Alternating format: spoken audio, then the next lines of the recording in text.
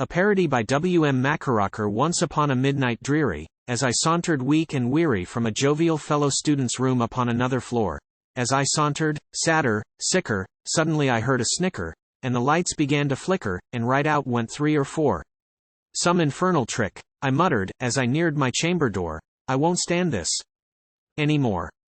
Distinctly I remember, it was in my first September, and each night-attired member fled like ghost upon the floor.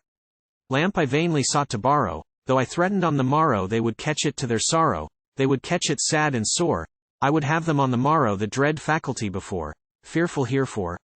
Evermore. And the hushed and humorous talking, and the door's successive locking filled me, thrilled me with fantastic terrors often felt before, so that now to still the beating of my heart I stood repeating, 'tis some prank they are repeating that they played the night before, sown, perchance, my couch's covering, firmly fixed my chamber door, effigy upon my floor.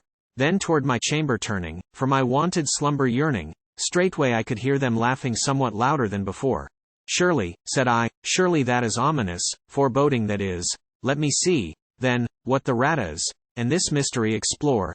I'll discover what the rat is, and this mystery explore. For methinks 'tis something more. Open then I flung the portal, and, oh, miserable mortal, down there fell a pan of water in a most tremendous pour.